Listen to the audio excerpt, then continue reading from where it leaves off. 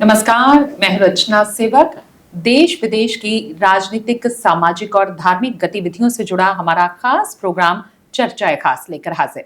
और ये प्रोग्राम आप देखते हैं हर हफ्ते दैनिक उत्तम हिंदू टीवी पर। इस प्रोग्राम में खास बातचीत के लिए हम आमंत्रित करते हैं दैनिक उत्तम हिंदू टीवी के मुख्य संपादक इरविन खन्ना जी को। सर आज भी प्रोग्राम में हमारे साथ, तो सबसे पहले तो प्रोग्राम में सर का बहुत बहुत स्वागत। और आज प्रोग्राम चर्चाए खास की शुरुआत पंजाब में घटित हुई कुछ आपराधिक गतिविधियों के साथ। सर, हाल ही में फिरोजपुर में आरएसएस नेता के बेटे की हत्या, फगवाड़ा में हिंदू नेताओं पर हमले और लुधियाना में आतंकवादियों से एनकाउंटर की घटनाएं घटित हुई। तो आप इन घटनाओं और साथ ही साथ पंजाब की कानून व्यवस्था पर क्या कहेंगे, क्योंकि लूट तो एक आम सी बात हो गई है। देखिए, ये जो विपक्षी दल कहते हैं कि कानून व्यवस्था, पहला आरोप तो ये कि सरकार सफल हो रही है। बिल्कुल सर। पर ये कानून व्यवस्था की व्यवस्था से कहीं अधिक समस्या है, मैं समझता हूँ। क्योंकि जैसे फिरोजपुर में आरएसएस नेता की हुई, फगवाड़ा में आई, लुधियाना में भी धमकी आई शिवसेना नेता को। अब जिस एनकाउंटर की बात हमने लुधियाना पुलिस में किया, उसकी आप डिटेल आई। शमशेर सिंह जो पकड़ा गया है वो पाकिस्तान हैंडलर के संपर्क में था और उसे गतिविधियों पर। मेरी जो सोच कहने है कि ये 80 का दशक हम देखें तो उस समय भी इसी तरह थोड़ी थोड़ी तो घटनाएं शुरू हुई थी। हिंदू नेताओं को, हिंदू लोगों को मारने शुरू हुई थी, तो धीरे धीरे सांप्रदायिक माहौल बिगड़ना शुरू हो गया था। तो उसका खमियाजा प्रदेश को भी और देश को भी भुगतना पड़ा। बिल्कुल। आज फिर वही स्थिति है, वही घटना हिंदुओं की। एक तो है कि प्रदेश का माहौल खराब करना, सांप्रदायिक तनाव पैदा करना, और अगर इसको राजनीतिक रूप से विपक्षी दल इसको सरकार पर निशाना साधेंगे, आम आदमी के मन में एक डर पैदा होगा। तो एक तीर से कई निशाने हैं, सरकार गिराने के भी, पंजाब का माहौल खराब करने में।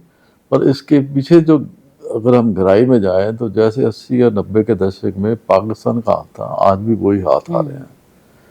पाकिस्तान में बैठे जो इनके हैंडलर हैं वो इनको फीड कर रहे हैं, और उनका ISI आज ही मैं बोर्ड पढ़ रहा था, और कि उन्होंने अपराधियों को केवल पंजाब के नहीं, पंजाब से बाहर के जो प्रदेश हैं उनके भी नशेड़ी या अपराधी हैं, उनको अपने साथ इन टच रखे हुए हैं। जेलों में जो बंद हैं उनसे संपर्क में है।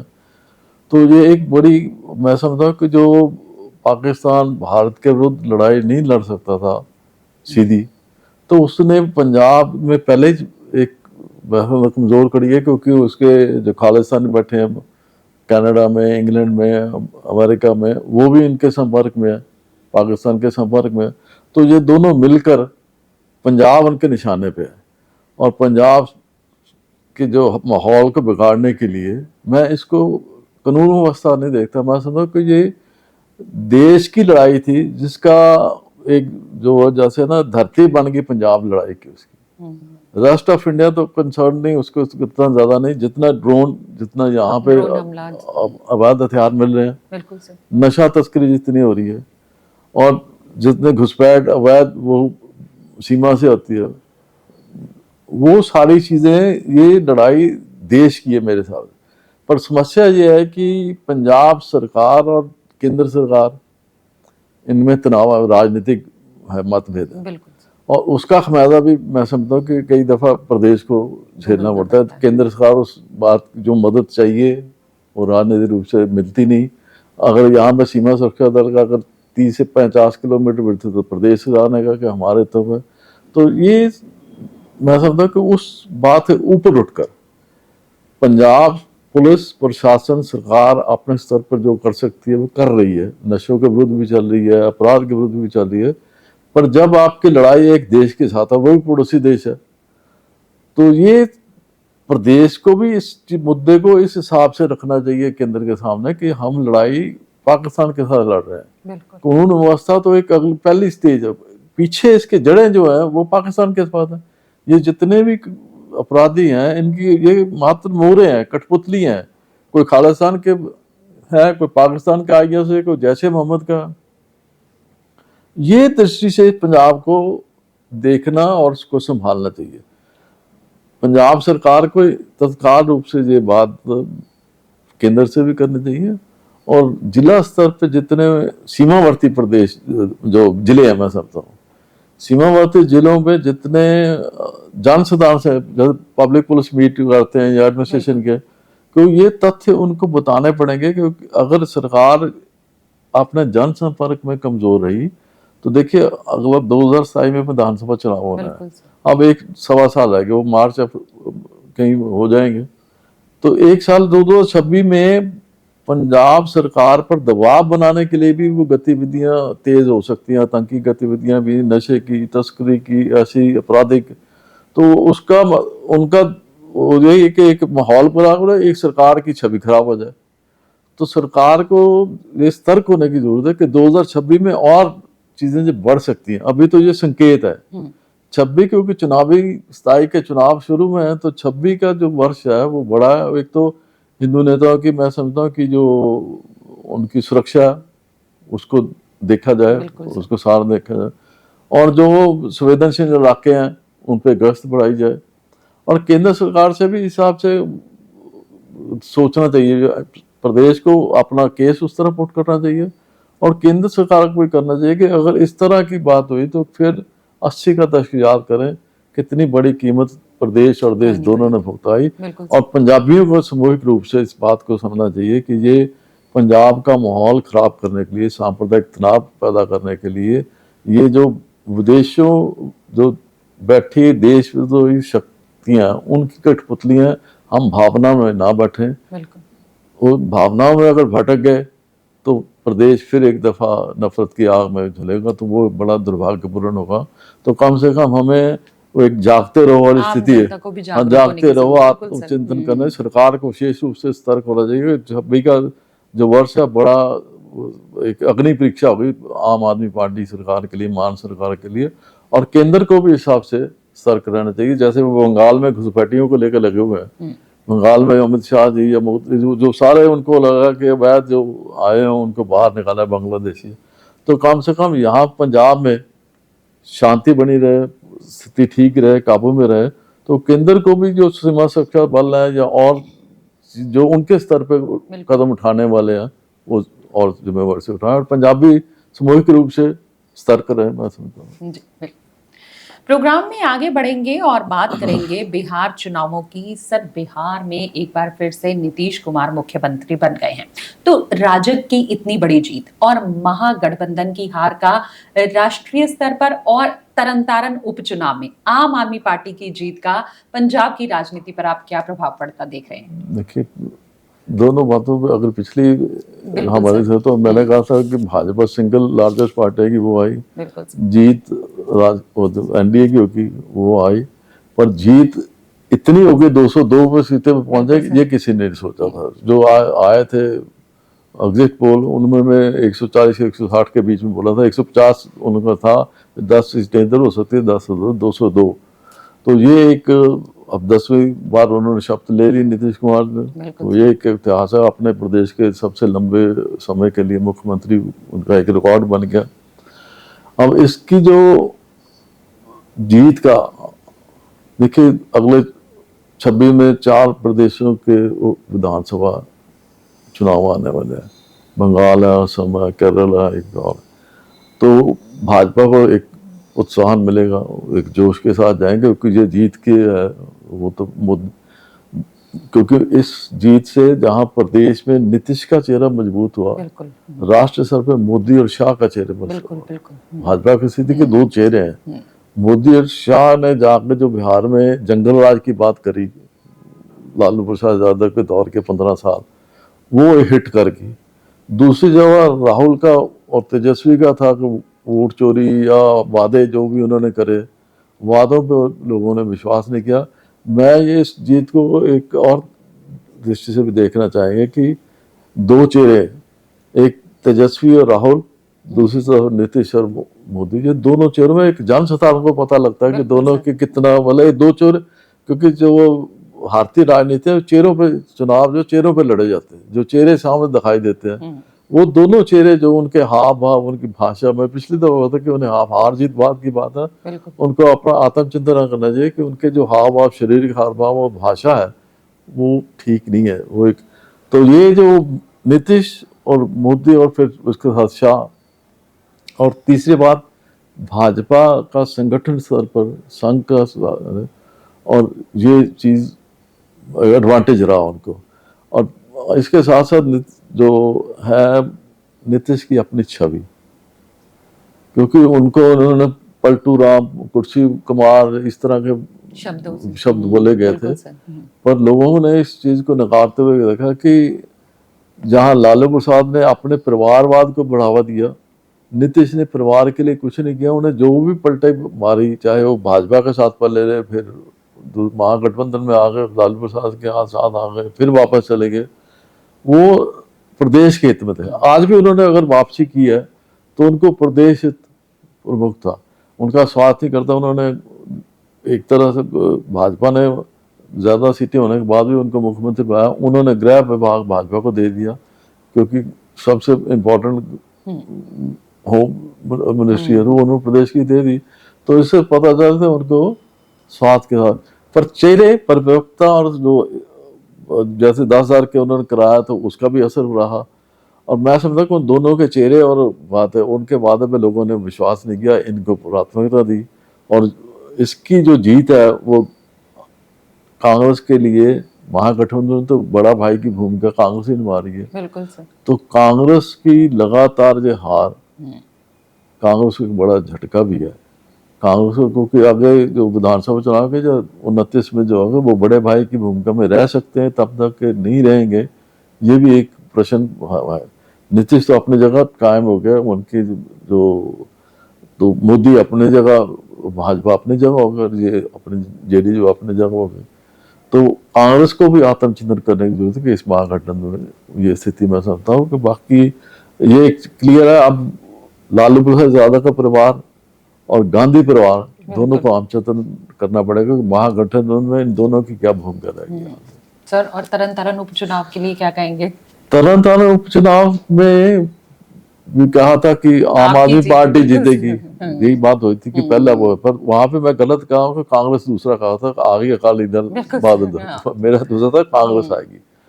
तो एक बात स्पष्ट हो गई कि आम आदमी पार्टी के प्रति इतने मतलब मान सरकार पर नुक्ताचीनी होती है, आरोप लगते हैं, कई कुछ मतलब विपक्षी दल बोलते हैं, उसके बावजूद भी एक पंथक सीट जहाँ पे अकाली या पंथक कहते हैं अकाली जीतते रहे, वहां पे या गर्म दलियों की या संवेदनशील क्षेत्र भी मानते हैं उसको, वहां पे जीत संधू उनके जो एमएलए जीते हैं अच्छे मार्जिन से जीते हैं।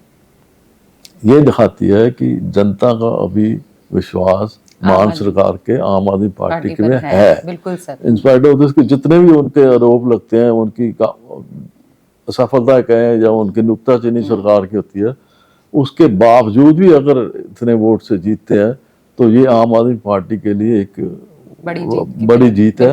और उनके जो 2027 में आने के लिए एक रास्ता, एक उत्साह उसी तरह मिलेगा जैसे बिहार की जीत का भाजपा को मिला राष्ट्रीय स्तर पे। तो आम आदमी पार्टी को तरह तरह उपचुनाव जीतने, क्योंकि 6वां उपचुनाव उन्होंने जीता, 7 में से 6वां जीता। तो ये अपने आप में एक इतिहास वाली बात भी है पंजाब के दृष्टि से देखें, और स्थायी के इलेक्शनों के लिए एक आधार बन गया आम आदमी पार्टी के लिए कि हम यहाँ पे भी जीते हैं। तो इसके साथ दूसरी जो बात बड़ी पंजाब की राजनीति में समझने वाले जो देखे हैं कि वो अकाली दल बादल का, सुखबीर बादल का उभरना, प्रकाश सिंह बादल के डेथ के बाद सुखबीर बादल पर जितने तीर छोड़े गए, जितना दबाव, राजनीतिक दबाव पड़ा, चाहे वो अकाल तख्त के सामने पेश हुए, चाहे पार्टी दो फाड़ हुई, पुनर्जीत जो इस चुनाव में वारिस पंजाब और पुनर्जीत अकाली दल दोनों इकट्ठे मिलके इसके अकाली दल बादल के खड़े थे, तो उनको मात दे के दूसरे स्थान पे आना, ये एक तो सुखबीर बादल अकाली दल बादल का उभार है। बिल्कुल। दूसरी जो अच्छी बात है, जो सकारात्मक है, कि अगर वारिस से पंजाब या उनका उम्मीदवार आता तो ये गर्म दलियों की एक तरफ जाती पंजाब की राजनीति, क्योंकि वो इलाका पंथक का है और गर्म दलियों का है। तो उस इलाके में अगर मॉडरेट अकाली दल बादल की जीत है तो इसका मतलब कि वहाँ का मतदाता परिपक्व है, वो समझता है कि प्रदेश का हित इसमें है कि हम शांति और लोकतांत्रिक व्यवस्था की तरफ जाएं, ना कि दूसरी गर्म दली या उस तरफ की जाए। तो ये भी एक शुभ संकेत है। अब आगे बात कांग्रेस की। पंजाब कांग्रेस की स्थिति ये थी कि वो उनका जैसे ओवर कॉन्फिडेंस में समझता कि आप 27 के इलेक्शन में हम ही आ रहे हैं, बिल्कुल आप जा रही है और हम आ रहे हैं। वो हम आ रहे हैं कांग्रेस की जो सोच, उसमें फिर एक रात 200 पे स्थिति बन गई। सीएम कौन बनेगा? वुडिंग बनेंगे, बाजवा बनेंगे, रंधावा बनेंगे, या चन्नी फिर दोबारा आएंगे। जो वो आंतरिक कलह बिल्कुल वो उभरी इस उपचुनाव में और उसका नुकसान हुआ।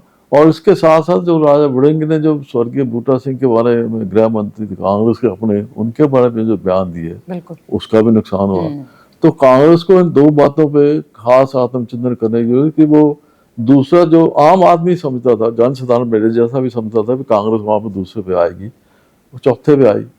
तो ये उनके लिए एक बड़ा झटका राजनीतिक पंजाब में। और क्योंकि अगर 27 में कांग्रेस नहीं आती तो इसका मतलब वो फिर दोबारा पंजाब में जल्दी आने वाली नहीं है, फिर वो जाए। रही बात अब भाजपा की, भाजपा मैंने पहले कहा था कि वो जीतने वाली स्थिति में है। उनको इतना हौसला है कि हम मैदान में हैं, वोट प्रतिशत बढ़े हैं, तो वो एक उनके लिए है कि हम एक रूरल एरिया में गए, हमारे वोट परसेंटेज वो एक जैसे होता है ना, एक कंसोलेशन प्राइज, वो उनका ये कह सकते हैं कि उनको वो मिल गया भी बहुत पसंद, इससे ज्यादा कुछ नहीं और। आगे प्रोग्राम में चर्चा करेंगे कांग्रेस सांसद राहुल गांधी की। सर, देश के 272 प्रतिष्ठित और वरिष्ठ नागरिकों ने कांग्रेस सांसद राहुल गांधी द्वारा चुनाव आयोग पर लगाए गए आरोपों को लेकर पत्र लिखा है। अब इस पत्र का कांग्रेस द्वारा विरोध किया जा रहा है, तो आप इसको लेकर क्या कहेंगे? देखिए, कांग्रेस का विरोध तो जेन्युइन है। उन्होंने अपने नेता के प्रति अगर वो चिट्ठी लिखी है तो उसका विरोध होगा, पर ये हमारे वो पुराने कहे कि निंदा को नजदीक रखना चाहिए कि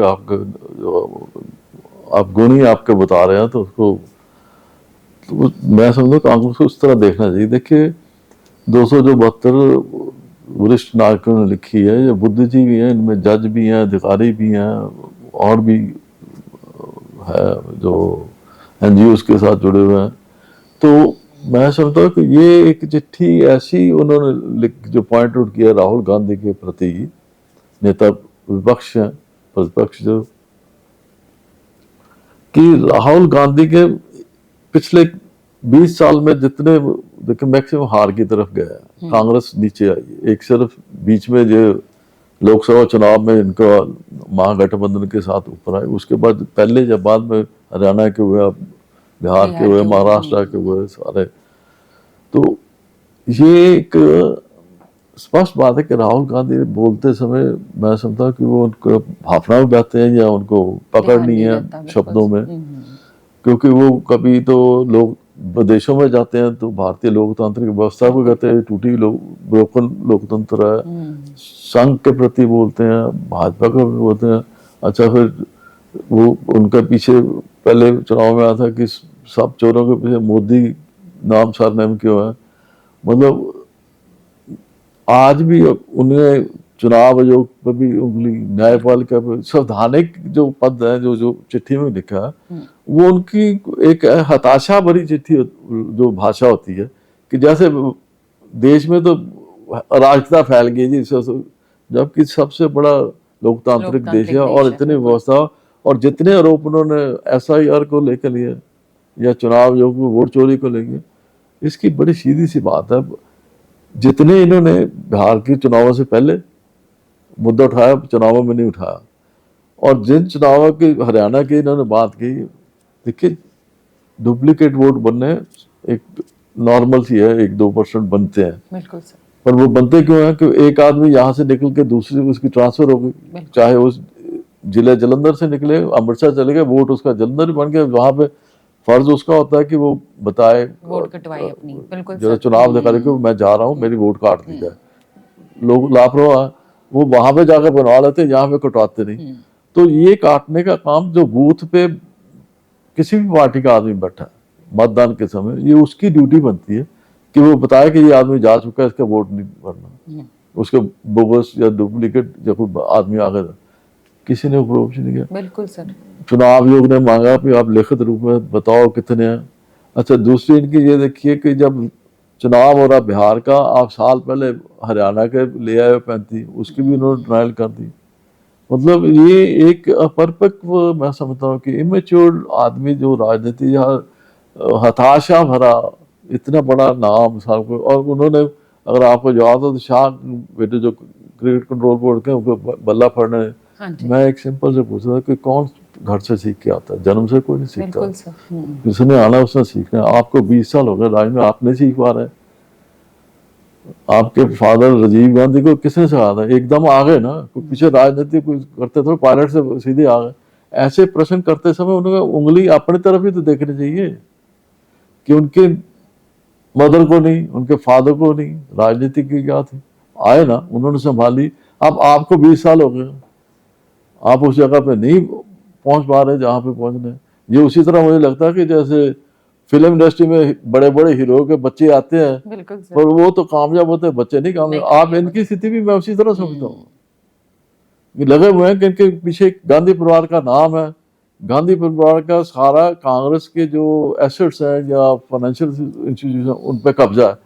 इसलिए इनके विरुद्ध कोई बोल नहीं सकता कि अगर जो बोले तो सारे वो इंस्टीट्यूशन सारी गांधी परिवार के ट्रस्टी तो यही है, परिवार के 3-4 आदमी हैं। तो इस कारण ये स्थिति इनको भारत पर, ये अब कांग्रेस को ये सोचना पड़ेगा कि अगर इसी तरह ये चलता रहा तो कांग्रेस का भविष्य, जैसे प्रधानमंत्री ने कहा, टूटेगी बिहार के लगे। तो कांग्रेस की स्थिति, अगर राहुल गांधी इसी तरह चले तो कांग्रेस में टूट आएगी। 6 महीने ठहर के आए साल में, मुझे लगता है इनको जो कांग्रेस का ये कि हमने नकारते हैं, इसे पर नहीं नकारने, आत्मचिंतन करें, एक्सेप्ट करें। ज्यादा हो सकती है वो नुक्ताचीनी हो, पर आप जिन जिन बातों पर आपको भी लगता है, कांग्रेस के आदमी कार्यकर्ता भी बोलते हैं लेकिन पब्लिकली नहीं बोल सकते। बिल्कुल। पार्टी के बीच में बोलते होंगे, पब्लिकली नहीं बोल सकते, वो उनकी सुनाई कोई नहीं। तो ये एक जो जनता की भावना का उन्होंने प्रतिनिधित्व किया है, जो चिट्ठी लिखी है, इस पे इसको नेगेटिव वे से नहीं लेना चाहिए। आत्मचिंतन करने की जरूरत है, पार्टी भी करे, गांधी परिवार भी करे। आगे प्रोग्राम में बात करेंगे सुप्रीम कोर्ट की। सर, सुप्रीम कोर्ट ने ये स्पष्ट रूप से कहा है कि राज्यपाल विधानसभा में पास हुए बिलों को अनंत काल तक अपने पास नहीं लटका सकते। ऐसा करना संघीय ढांचे को गहरी चोट पहुंचाता है। तो आपके इसके बारे में क्या विचार है? नहीं, ये उन्होंने नहीं कहा। उन्होंने कहा कि जो पहले 2 जजों की पीठ थी, जहाँ पे मैं समझता हूँ आपका प्रश्न ये है कि जो अप्रैल में आया था, जो तमिलनाडु सरकार और राज्यपाल का मुकदमा आया था, उन्होंने बिल रोके हुए थे जी। तो उन्होंने कोर्ट में अपील की थी कि हमारे 10 बिल इन्होंने रोके हुए हैं, तो ये इतनी देर से हमारा काम रुका हुआ है। तो 2 जजों की जो बेंच बैठी थी, उसने कहा था कि राज्यपाल 3 महीने के बीच में इसका फैसला ले, या वापस करे, या इसका निर्णय ले, या राज्यपाल को भेजे। और फिर राज्यपाल का भी उन्होंने एक स्टेप आगे चलते हुए उसी के डिसीजन देते हुए उन्होंने कहा कि राज्यपाल भी इसका जल्दी फैसला करे, रोके ना इसको। तो उसके विपरीत फिर गवर्नमेंट ऑफ इंडिया ने ये प्रेसिडेंशियल रेफरेंस मांगा, 143 दफा मांग गया उसके। तो उन्होंने कहा कि क्या ये संभव है कि आप इस तरह करें? वो 5 जजों की जो संविधान पीठ बैठी, उसने अब इसका जो आया, उन्होंने ये कहा है कि संविधान ने, देखिए संविधान की बुनियादी चीज की है न्यायपालिका, पहले विधानपालिका, फिर कार्यपालिका, विधान, उनके लिखे है। उसमें उन्होंने राज्यपाल और राष्ट्रपति के जो पद है, उनमें ये ताकत है कि वो अपनी मर्जी से, अपने विवेक के अनुसार वो फैसला, एक उनके पास प्रोविजन, उसमें उनकी ताकत है। अब उस विवेक के अनुसार वो फैसला कब ले, इस पे कोई टाइमिंग नहीं लिखी हुआ हमें। तो अब कोर्ट ने जो 2 जजों ने जो फैसला दिया, वो एक, मैं समझता हूँ, ट्रेस पासिंग थी।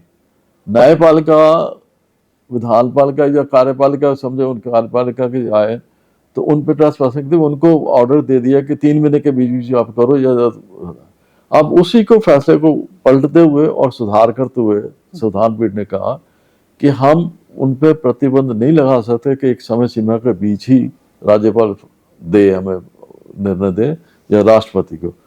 ये एक अपने विवेक के हिसाब से जब दें, पर समय की मांग ये है कि वो मुद्दों को ज्यादा देर लटकाए ना। और वैसे भी जब अतीत में जाएं तो लोकतंत्र जो व्यवस्था, लोकतांत्रिक व्यवस्था में संवाद ही होता है। अगर राज्यपाल और सरकार के बीच में किसी बात पे टकराव है तो संवाद से होना चाहिए।